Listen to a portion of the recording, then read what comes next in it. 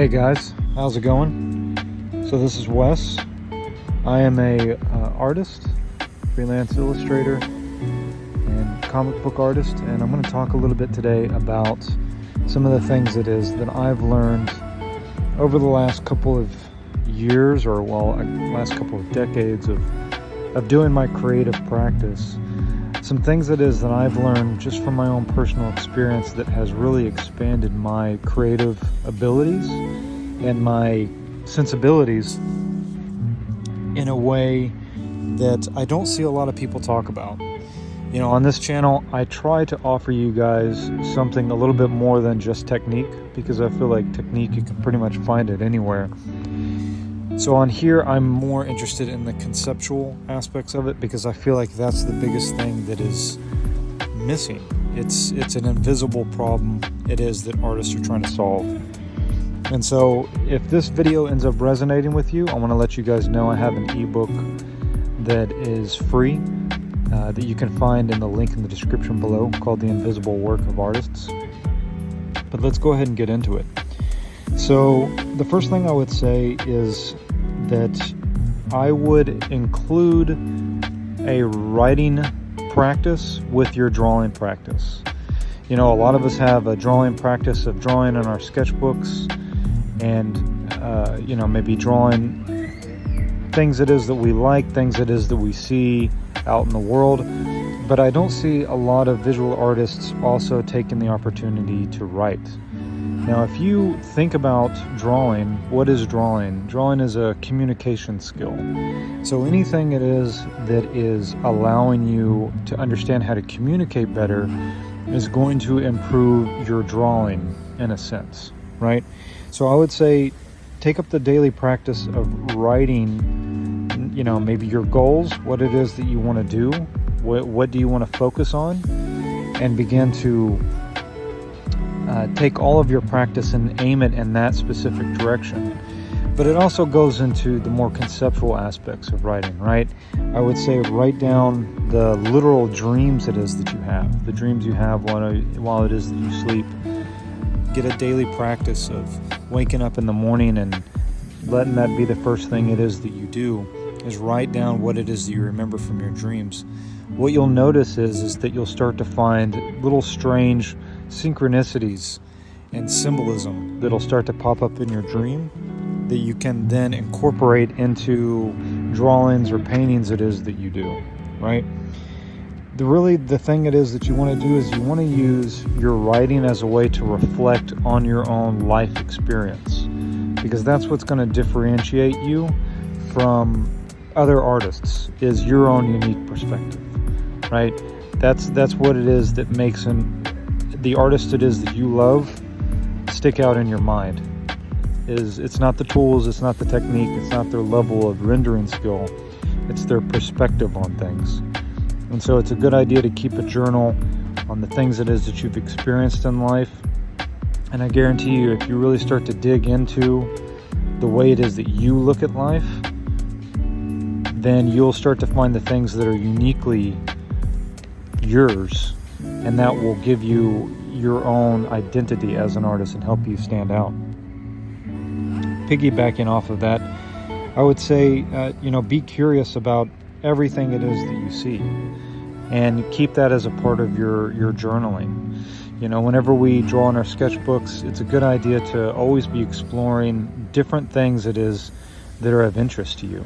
If you look at, say, the sketchbooks of Leonardo da Vinci, you know, Da Vinci, before the final years of his life, his notebooks were actually all mixed together, right? So towards the end of his life, he took his anatomy books and his botany and his painting and everything, and his assistants ended up putting them into separate notebooks.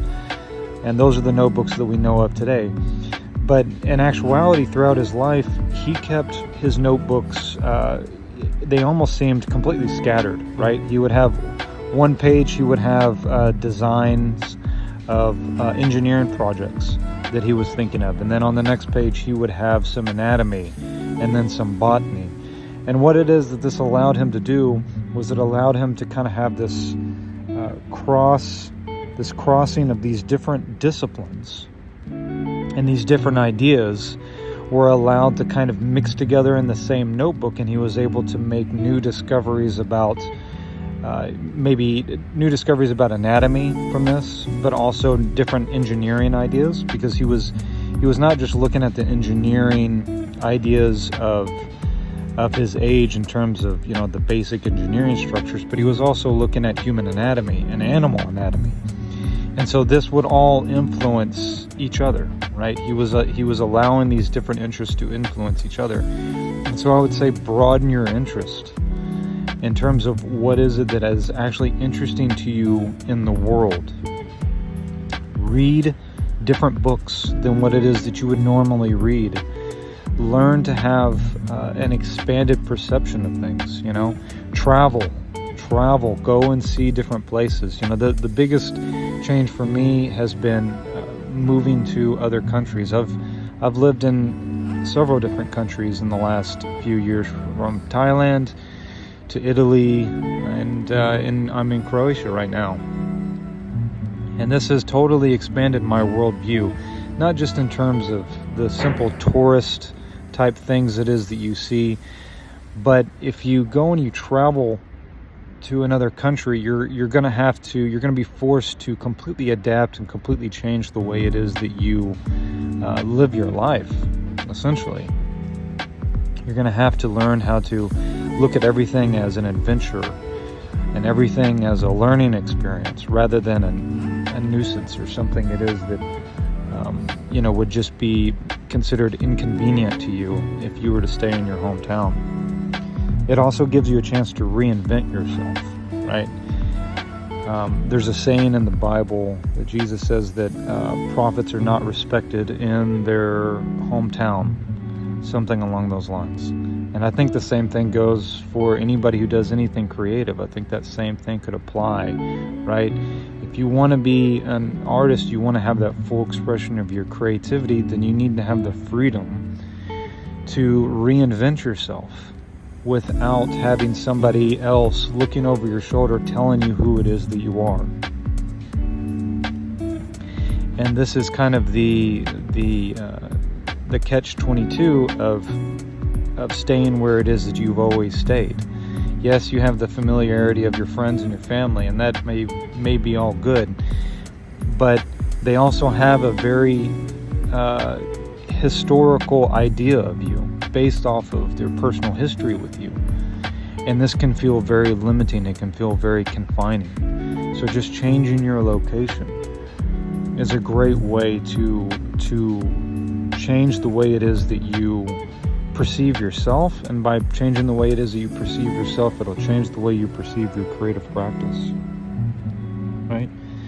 And I would say you also want to analyze the works of artists it is that you really love, right? That's part of what it is that I do on this channel. I look at this channel as two parts to it.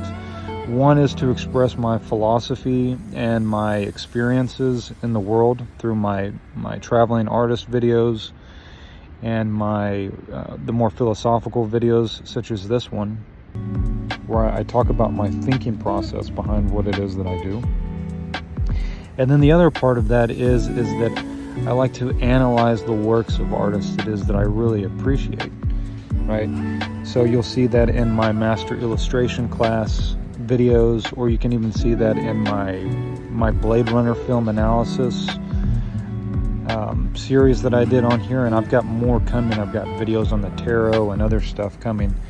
But all of this information, by analyzing things, even if it's something that's not related to what you do, such as film or other painting styles that you're not really interested in doing, just by analyzing them and breaking them down the way I do here on this channel, it'll start to feed your mind with different ideas and different visual vocabularies it is that you can use in your own work, right?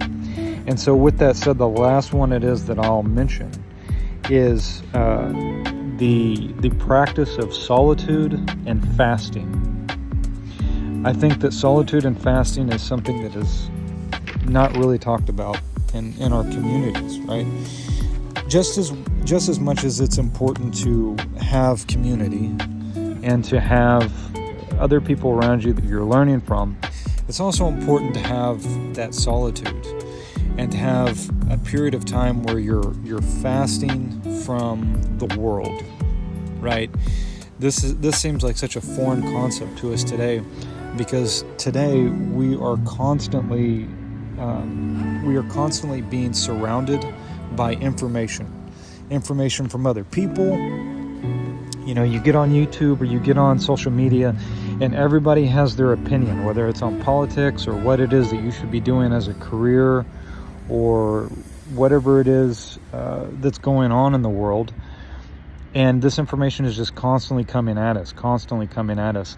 And because of our addiction to this information, we are not understanding that in order for a truly creative idea to come into form, there requires a balance of new information and learning, but then it also requires a balance of emptiness, of stillness, right?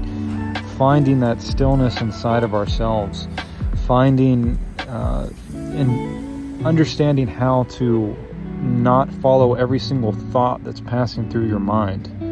Every single thing that passes through your mind, it doesn't require your attention, and you're not obligated to feed it and react to it and to continuously battle with yourself or to battle with the world. So it's important to fast from the information in this world, not just fasting from food, which I also think goes right in line with that. You know, me personally, I try to have the practice of most days, except for sometimes on the weekend or a holiday, I try to keep all of my, any time that is that I eat, I try to eat it past 3 p.m. and maybe have 2 meals at 3 or 4 and at 5 or 6, right?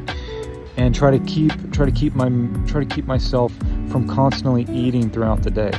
Because whenever it is that you're constantly eating, which society tries to encourage us to do that because it wants us to consume things constantly. That's why it is that all of our advertisement is about something it is that you need, whether that's food or whether that's some sort of a product or something it is that you need, and you have a problem and they need you to buy their solution. By doing this, we create this constant fog inside of ourselves, this constant sense of needing to reach outside of ourselves for something in order to fill some sort of need. But if you really look at it historically, human beings did not need to eat 3 square meals a day. This was something that was created by marketing companies in order to sell cereal and all this other nonsense, right? So it's not necessary to be constantly eating, and just in the same way, it's not necessary to be constantly informed about what it is that's going on in the world. Regardless of what drama is going on, at the end of the day, you being uninformed about it is not going to change it one way or the other, right? And so this allowing ourselves to have this space away from the world allows us to be in the world, but not be of the world. It allows us to have our own personal sovereignty, our own personal energy. And this is the reason why it is that most artists are stuck, why most artists are not able to grow in the way it is that they want to. And so if you feel like your practice has been aimless, or it's been not getting you the results it is that you wanted, and you're not exactly sure what the problem is because you practice all the time, you draw all the time, and but you don't know what the next step is, it feels like there's some sort of invisible problem that you just can't find, then check out my free ebook in the link in the description below, The Invisible Work of Artists, and leave me a comment and let me know what it is that you think. Give me a like, give me a sub if this was of interest to you. And of course you can check out my work and my Patreon and everything else down in the description below. And thank you guys so much for checking out my videos. And I hope this was useful to you. Take care.